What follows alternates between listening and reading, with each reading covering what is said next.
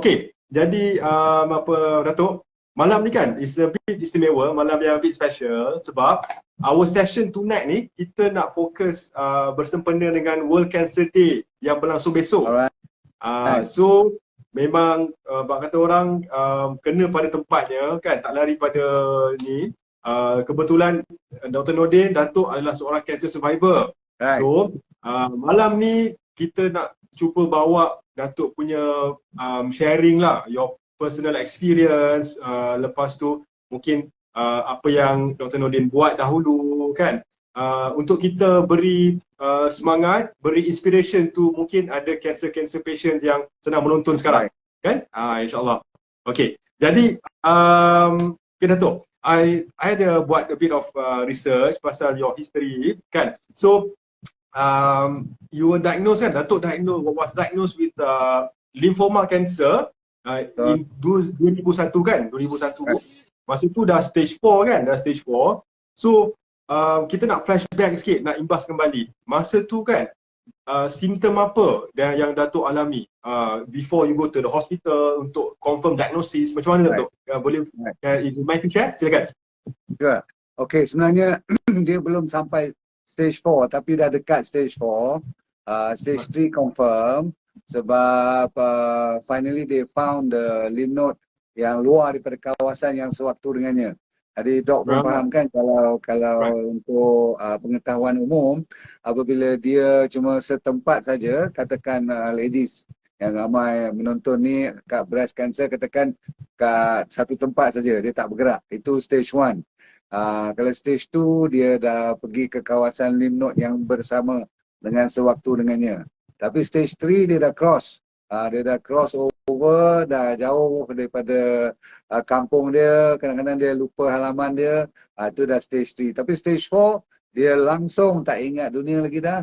Dia attack organ-organ yang lebih dangerous, seperti tulang belakang, kalau breast tu kadang-kadang dia pergi ke the other side, ataupun dia pergi kepada liver, dan boleh pergi sampai otak pun. Okay, so saya punya kebetulan ringkas kata pada 2001 bermula dengan rasa demam-demam selalu. Dia typical sign of tak tahu pula kata kanser, ingatkan demam-demam sesama biasa je, tetapi demam tu berlarutan. Kan kita kalau demam paling-paling tinggi, kalau cough and cold pun paling-paling 4-5 hari lah kan. Tapi ni sampai 4-5 minggu masih lagi orang kata apa, feverish. And then malam-malam ada sikit night sweat, lepas tu sambilan tu dia bawa sekali dengan rasa pekak. So the main symptom saya ialah pekak sebelah bahagian yang kanser tu, belah kiri ni. Lepas tu dia rasa macam berair, macam kita masuk dalam swimming pool. Padahal rupa-rupanya dah tahu cerita, barulah tahu yang lymph node tu dia dah mula menekan bahagian eustachian tube. Kan kita ada tube yang bila kita turun kapal terbang tu kan kita blow kan, nak balance antara pressure luar dengan pressure dalam telinga kita. Okey, tapi kali ni buatlah macam mana pun dia tak balance juga. Dan lagi lama lagi kuat cakap.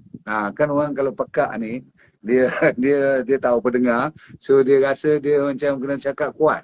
So lama kelamaan sampai kawan tegur lah. Dan masa tu pun saya dah rasa badan dah mula asyik-asyik nak kena Panadol je baru boleh keluar pergi kerja. So something is not right lah. So bak kata orang di kampung dulu, kalau you rasa macam berair dalam telinga, you tuang air lagi, betul tak? So tak tahulah zaman Dr. Azam ni masih buat tak apa tu petua macam tu. Kita tuang lagi air supaya air tu join dengan air dalam telinga kita. So kita tunggang dia supaya dia tarik keluar air tu. Jadi dah buat beberapa hari pun tak mau nak improve juga. Kelang kabut lah. Pergilah tempat University Hospital, tempat saya belajar dulu, bukan sebagai pelajar, bukan sebagai doktor, tapi sekarang sebagai pesakit. Itulah. So very very interesting Datuk, sangat menarik your personal experience kan, before diagnosed, and then dekat UH, kat BPUM, and then saya ada buat sedikit bacaan Dr. Nordin, Datuk memang you sempat buat beberapa cycle of chemo kan? Dr. Nordin? Betul. But didn't completed the cycles. Saya sepatutnya buat 6, saya complete 5. Ya, 5. Sebab yang last tu tak tahan lah. Faham betul. Faham, understand ya. Okey. Jadi understand. Jadi Datuk, saya nak tanya sikit, mungkin nak minta Datuk kongsi sikit lah, masa Datuk dah confirm diagnosis tu kan, dah pergi ke UH, dah confirm diagnosis, apa yang bermain di fikiran Dr. Nordin waktu itu? Mungkin perasaan yang bercampur baur ke, atau nak depress ke, macam mana Dr. Nordin? Ni soalan cepu mas. Soalan yang mahal tau. You tanya right on the spot because untuk ramai bagi mereka yang pertama kali dapat diagnosis, yang anda boleh bayangkan bila doktor ambil biopsi, kan selalunya kanser ni dia ambil sikit tisu untuk nak dikonfirmkan. Dah suspek, dia akan ambil tisu, dihantar. Jadi daripada masa hari dihantar tu sampai hari yang dia panggil balik tu, selalunya dalam masa, kalau saya tu sebab ada kontak dalam tu dan bekas doktor semua tu, dia orang bagi laju sikit lah.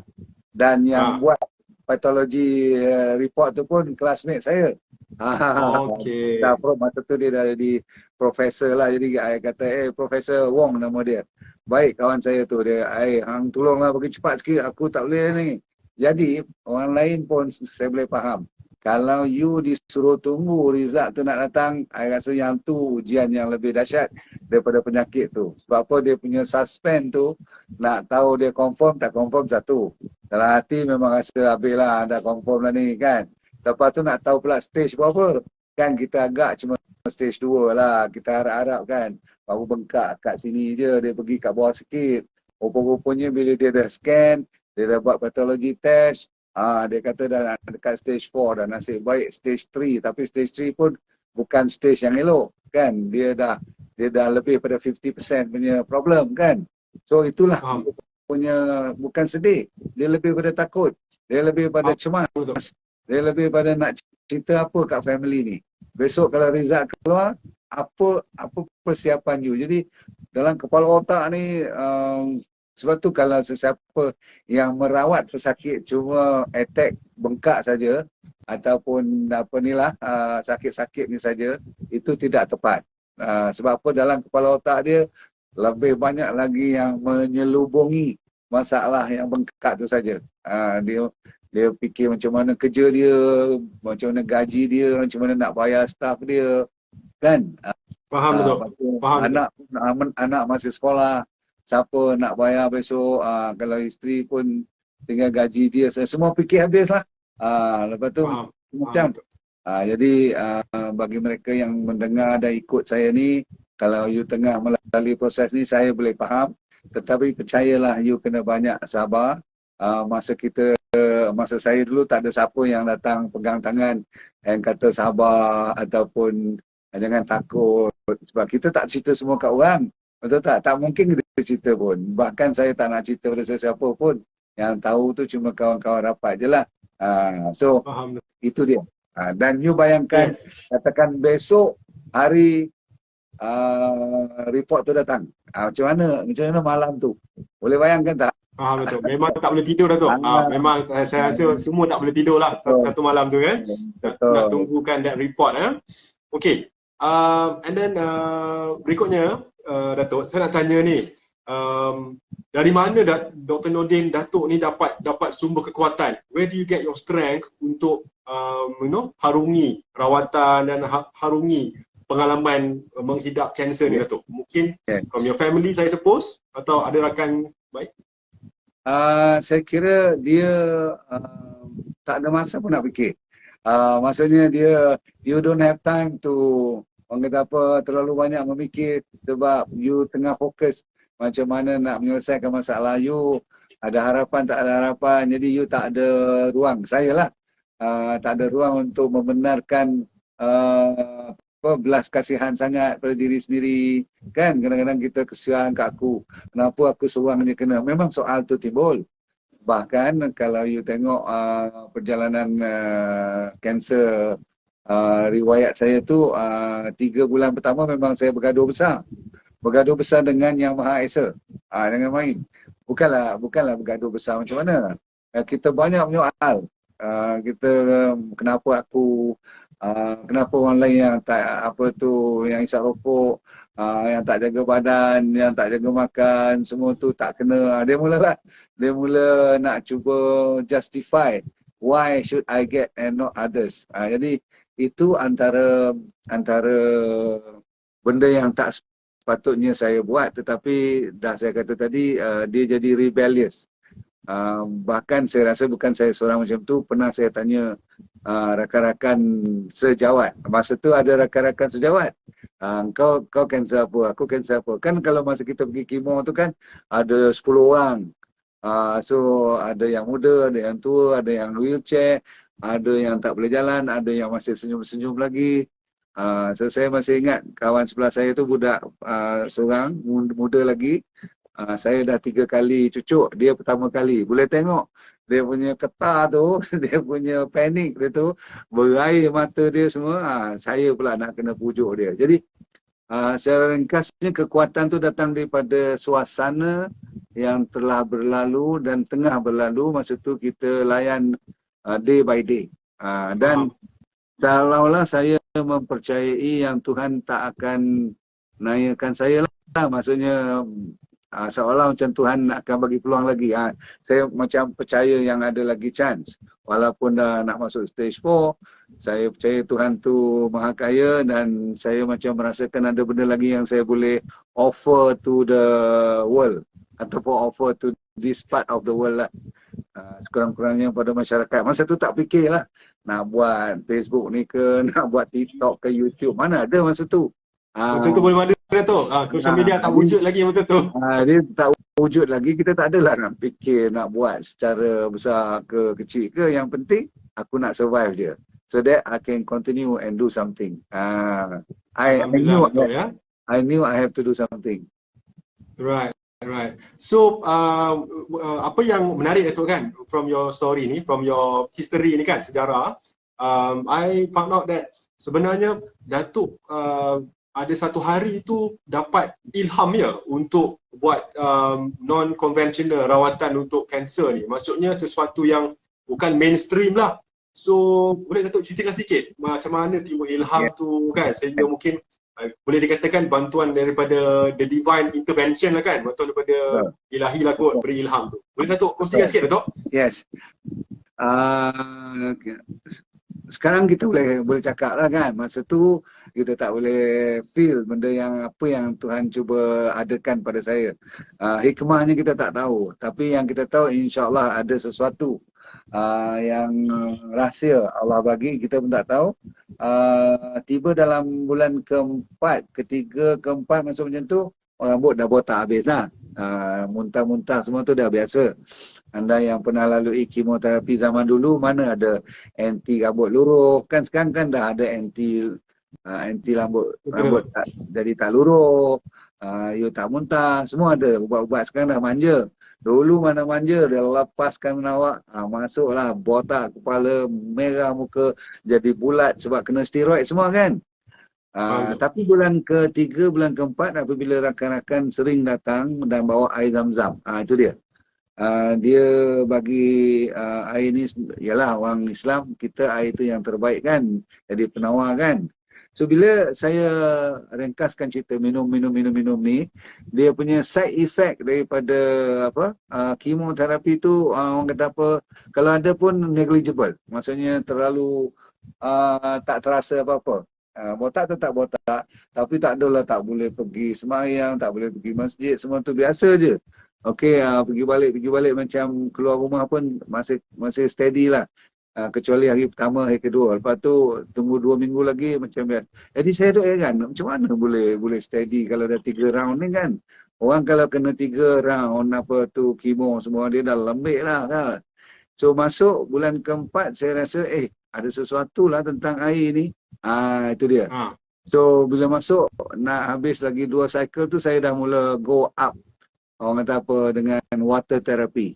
Jadi kali pertama saya kena cancer, saya ulang. Kali pertama, berarti ada kali kedua ada kali Betul. kedua, ada relapse sekejap.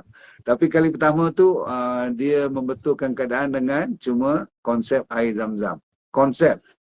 Saya tak dapat air zam-zam hari-hari. So kita kena cari air yang berkonsepkan air zam-zam. Kalau kita semua pernah dengar, saya banyak kali cerita riwayat ataupun rahsia air zam-zam tu terlalu besar sampai hari ni pun saintis belum dapat hampir semua lagi jawapannya. Contoh, pH dia berapa, energi dia berapa, mineral dia berapa, kenapa orang tawaf tu lawan jam, kenapa air tu masuk dalam bekas-bekas yang kena bulat, tak boleh 4 segi dan sebagainya. Jadi pelajaran tu cukup dahsyat. Campur pula dengan traditional Chinese punya old dia orang pun percaya pada water therapy. Chinese kalau dengan air ni memang very taksub betul dia kan. Lepas tu kalau dia dengar yogi master yang kat gunung-gunung Himalaya, mereka ambil air-air seperti air Hunza. Air Hunza yang orang Islam yang daif di utara Afghanistan tu. Semua hidup sampai 90-100 tahun pun. So saya jadi excited lah. Lepas tu ada Masaru Emoto lagi. Yang buat buku kan tentang kristal air semua tu. Jadi lupa pula yang tengah kena kanser masa tu. Lebih terpikat kepada nak mencari air supaya lebih ramai orang boleh gunakan. Itu dia. Alhamdulillah. Jadi dirikakan cerita maka wujudlah, maka lahirlah yang dinamakan Datuk punya baby Arise Water Datuk lahirlah baby Arise Water tersebut. Jadi Datuk sewaktu sepanjang buat umrah di Tanah Suci kan, saya rasa Datuk memang puas betul lah minum air zam-zam di sana. Fresh, direct. Fresh, ambil direct, sejuk lagi. Itulah dia. Tapi air zam-zam tu memang sentiasa mengalir. Yes, alhamdulillah. Salah satu keajaiban dunia Datuk yang Allah jadikan. Okey Datuk. Datuk Noordin, saya nak tanya lagi sedikit lah kan. Kalau dari segi selepas Datuk Dr. Noordin dah ada relapse dan kemudian complete remission tu, maksudnya remission ni maksudnya bebas kanser tu dalam tahun 2000 berapa Datuk? Dalam 2003, 2004 ya? Yes. Kena 2001 declare full remission selalunya 5 tahun baru doktor bagi green light kata you dah free. So I 2006 kira dah free lah from cancer. 2006, Alhamdulillah. Aku lupa diri. Lupa diri ni ramai orang yang baik pada penyakit pun lupa diri. Maksudnya dia rasa macam okey lah, let go lah. Makan pun jaga-jaga, tak jaga pun tak apa. Mulalah air pun dah mula kurang-kurang. Makan benda-benda yang balik macam sebelum sakit dulu. Itu bila Tuhan kata engkau ni tak dengar cakap ni, aku dah bagi chance sekali. So 2011 kena. 2011 dia exactly the same thing came back. Benda tu dah kecut, tetapi bila dia relax dia boleh bengkak balik dan dia naik lah. Dan cara doktor nak check pun saya pergi buat review exactly macam dulu. Dia kata awak kena pergi scan dulu, kena buat biopsi dulu, kena itu, kena ni. Exactly macam dulu. Saya tak mau, saya kata. Dalam hati saya, I want to run away from all this cucuk-menyucuk semua ni, kimo-kimo semua ni. So from that day, 2011 tu, saya tak ingat bulan apa lagi dah, saya lari daripada perubatan konvensional. Saya buat purely whole food plant based. Yang dipanggil DND diet tu, itu sebagai dia punya campur dengan water therapy balik lah. Dia orang kata terkenang budi balik. So buat balik water therapy, buat balik DND diet. Barulah selepas 2 bulan je, tak sampai pun masuk bulan ketiga tak salah saya, benda tu clear. Bayangkan. Alhamdulillah. Bayangkan 2,5 bulan, masuk bulan ketiga lebih kurang, tak salah saya, paling lama dia dah mula hilang. Macam mana kita boleh tahu? Tanpa kita pergi scan, tanpa kita pergi buat biopsi semua kan. Macam mana kita tahu dia dah boleh baik? Senang je. you dah tak demam, you dah berat badan dan dah steady balik, you dah tak pekak lagi, dan appetite you kan malam dah tak ada night sweat, semua tu alhamdulillah sampai sekarang lah. So Alhamdulillah. yang Jadi, bagi rezeki. so Alhamdulillah, that's good to hear. Jadi Datuk, from your story kan, dari apa yang Datuk cerita ni, pengalaman ni kan, saya boleh dapat tangkap sebenarnya, untuk kawal kanser ni kan, is actually sangat-sangat bergantung, rely on diet Datuk, diet dan lifestyle dan gaya hidup. So bila Datuk Nordin ubah saja diet dan gaya hidup, within 2-3 bulan saja dah boleh remission balik, dah boleh kecutkan on the cancer kan. Betul. Right. Dan dia bukan saja-saja sewenang-wenang kita boleh ambil sebarangan. Dia mesti ada ilmu juga, walaupun tak terlalu susah, tetapi kadang-kadang orang tak mau ikut. Senang dia sebenarnya. Contoh kalau kita ingat G-bomb, G-bomb ni untuk kita mnemonic nak ingat. Kalau saya lupa selalu kalau orang tanya saya ingat balik G-bomb. G maksudnya greens.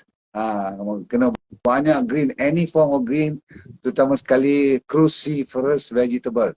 Yang Dr. Azam selalu cerita macam kale, macam brokoli, bayam, gobis, benda-benda yang hijau dan rangup termasuk bayam.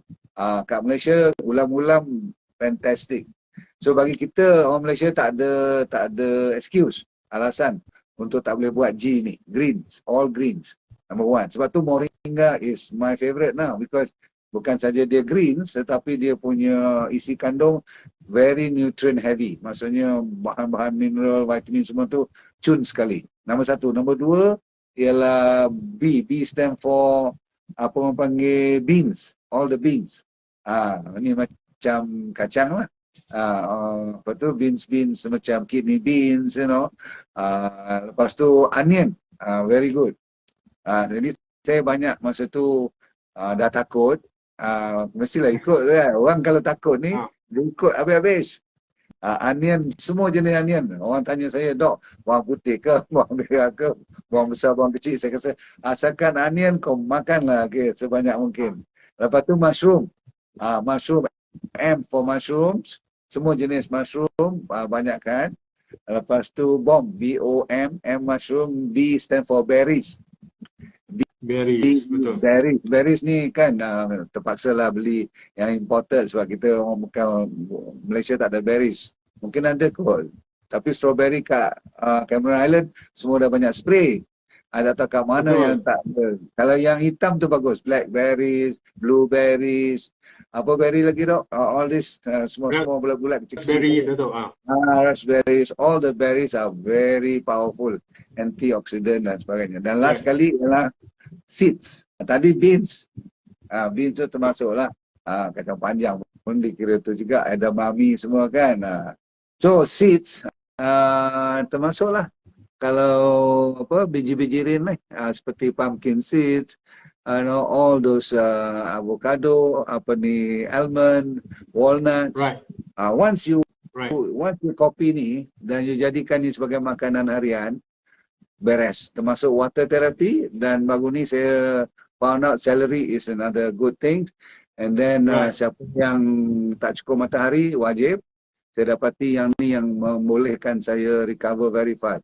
Kau dulu malas nak pergi jemur tapi bila dah kena second time tu hari-hari jemur lah. Masa tu saya tak ada D3K2 lagi. Tak pandai di 11 tahun dulu. 10 tahun dulu. Betul. Mana doktor macam saya pandai. Saya tak tahu lah doktor-doktor lain pandai tak, tapi banyak macam saya ni tak tahu. Walaupun doktor yang D3 ni is very anti-inflammatory. Very senang untuk kecutkan benda-benda yang bengkak ni. So siapa yang berpenyakit atau tengah sakit, pain management pun banyak pakai D3K2 sekarang dengan sacha inchi oil. Sacha inchi oil kan omega 3. Itu pun rezeki kali kedua. Kali pertama rezekinya ialah RX water. Rezeki kedua ialah sacha inchi oil. Yes. Okay, habis nak lawan dengan Tuhan macam mana lagi, dia dah bagi macam-macam dah. So sekarang tak boleh komplain lagi dah. Kena buat kerja je. Kena bagi manfaat sebanyak mungkin pada rakyat. Sebab dia dah bagi kat saya sampai 2 kali. You tanya saya kenapa saya bersemangat, tak ada jawapan lain. I owe, Faham. saya hutang. Saya banyak hutang. Understand. Dulu gaduh. Alhamdulillah. Okay. Yes. Dato', sorry, I dapat soalan. Saya dapat soalan daripada one of our viewers lah, penonton ni. Dato' masa makan the G kan, the greens tu, Dato' makan yang mentah ke yang cook greens? Okay. Which one yang more? Okay, jawapannya dua-dua. Sebab kalau ulam-ulam, you tak payah celur dan sebagainya, kecuali bahan-bahan yang susah nak hadam. Contohnya macam kale, semua tu saya buat sayur. Ataupun gobis tak payah, buat sauerkraut je bagus. Bubur garam, peram dia very nice. Dia lagi rangup lagi bagus. Sebab apa, kalau masak terlalu lama, kalau kita celur terlalu lama, dia hilang dia punya zat dia. Kecuali kalau you minum dengan sup dia sekali. Tapi ramai orang kita bila celur, dia buang air, dia ambil sayur yang dah celur tu. Jadi tinggal sayur je lah. So kalau siapa yang nak celur tu, you celur jangan buang air yang dicelur tu. Dalam air tu banyak. Contoh kalau saya suruh rendam air bali kan, tak payah buat bali masak. Bali punya biji tu you rendam semalaman, airnya dah cukup. Power untuk jadikan anti oksidan semua ni. Okay? So jawapan saya dua-dua sekali. Yang boleh mentah lagi bagus. Kalau tak boleh mentah, tu. Cuma sebahagian tu you tak boleh mentah langsung. Umpamanya tomato, jangan mentah. Ramai orang salah ambil tomato, dia tak bakar. Dia tak masak, dia tak panaskan. Tomato kalau tak masak, dia tak keluar lycopene dia. Faham? Yes. Sama lah garlic, tak boleh telan terus. Apa tu bawang putih, you kena pecahkan at least 5-10 minit dulu baru telan dia atau kunyah dia. Benda-benda macam ni kita kena berilmu sikit lah. Right. Jadi Dato', saya lihat sekarang kan Dato', buat mereka kan yang mungkin pesakit kanser sekarang, I think saya rasa mereka ada banyak advantage Dato' kan. Di zaman informasi, you can get info boleh dapat daripada social media, YouTube, Facebook kan. Zaman Dr. Noordin Dato' dulu, mana ada semua ni kan. You cannot, tak ada sumber-sumber informasi yang sebegini Dato' kan. Yang pasal natural healing ni kan, nak makan apa kan. So Alhamdulillah, saya rasa all the viewers yang menonton kita sekarang di luar sana mungkin malam ni sangat beruntung sebenarnya, kerana anda mendengar sendiri pengalaman personal experience daripada Dato' Dr. Noordin Darus, seorang cancer survivor, yang mungkin anda boleh bawa pulang malam ni dan kongsikan bersama. Mungkin ada rakan-rakan yang kena kanser atau ahli keluarga mungkin yang kena kanser. You can share this information sangat-sangat bermanfaat, beneficial Okay, saya nak tanya lagi Dr. Noordin, Dato' kan, begini, boleh tak Dato' mungkin kongsikan, this is the last session lah, nak tanya tips, you punya nasihat, panduan dan advice kepada mungkin cancer warrior kan, cancer survivor yang sedang menonton kita sekarang tu live di Instagram dan Facebook ni. Apakah pesanan-pesanan, mutiara-mutiara kata yang Dato' boleh berikan pada mereka sebagai seorang cancer survivor? Silakan. Okay, nombor satu, kita kena ikut orang Iban sikit. Orang Iban punya tagline dia kata apa? Agi hidup, agi gelaban. Lagi hidup, lagi lawan. Jadi betul kata dia orang. Sebab apa? The moment you give up, apabila walaupun ada peluang, kalaupun you baru stage 2 katakan, sepatutnya stage 1, stage 2 langsung jangan you risau, asalkan you lawan. Stage 3 kena risau tapi lawan juga. Stage 4 bukan kata risau saja. You nak menangis ke, you nak give up ke, dulu tak apa. Tapi kemudian tu bila you pick up yourself, you kena start from zero balik, maksudnya kena naik balik. Sebab apa? Setiap penyakit ada ubatnya. Pegang elok. Setiap penyakit ada ubatnya. Ini janji Tuhan, bukan janji kita. Jadi kalau ada doktor kata, oh you got only 3 months, you senyum je. Kalaupun betul ada 3 months, is okay. Itu kerja Tuhan. Tapi jangan you give up langsung. Sebab ada orang, kalau kita betul. I would really agree. And then Dato', apa nama? So memang saya rasa lah Dato' kan, my personal pendapat, I think di luar sana Dato', even kita punya follower kan, patient kita di DNA Wellness Center, semua rata-ratanya majority memang mengidolakan Datuk. You are their inspiration actually. Datuk ni memang their inspiration lah as a cancer survivor. Dan you are, Datuk ni sebenarnya ibarat a living proof that pesakit kanser boleh survive. So jangan lose hope, jangan patah semangat. Masih ada harapan, Datuk ya. Betul. Kalau kita putus harapan, itu permulaan graf dia untuk penyakit ni senang je, you ingat. Dia cuma boleh naik, improve, atau dia boleh turun. Maksudnya jadi menurun. Penyakit tak pernah straight line. Saya ulang, penyakit bahkan hidup kita pun tak pernah straight line.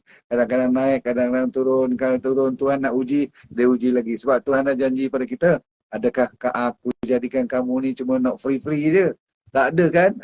Bahkan kita lagi nak berbaik, lagi kita nak beriman, lagi dia check. Lagi dia tu, kita nak buat bagi manfaat orang lain, lagi dia tekan.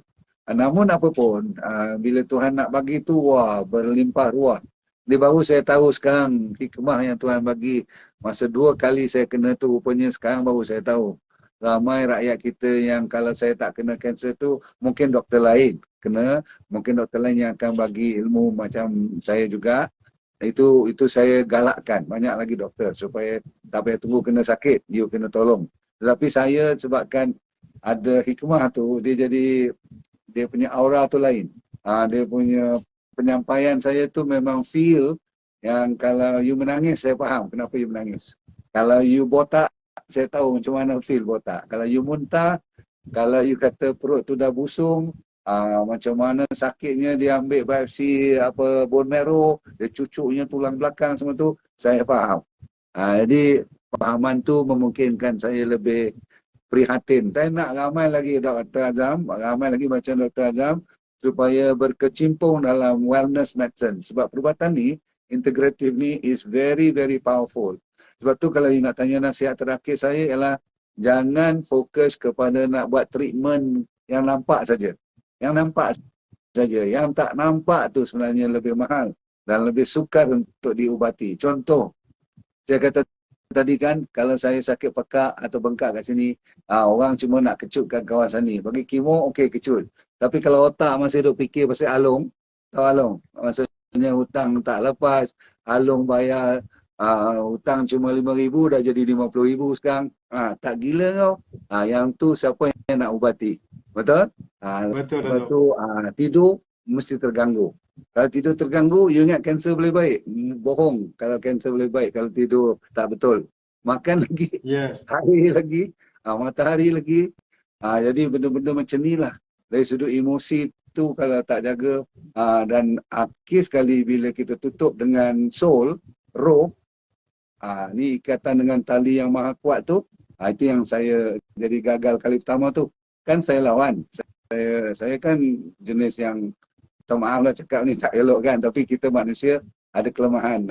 Dia banyak menyoal. Sekarang dah ada jawapan. Sebenarnya dah ada jawapan dan saya syukur sangat dan saya insya-Allah akan berterusan selagi kudrat, selagi hayat di kandung badan.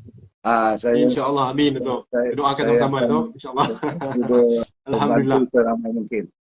Terima kasih banyak. Datuk. So, alhamdulillah Datuk, terima kasih banyak perkongsian Datuk, sharing yang sangat-sangat bermanfaat Datuk. Very very inspirational, very very beneficial bagi saya. Banyak info yang mungkin viewers kita di luar sana dapat pegang dan ambil manfaat Datuk ya.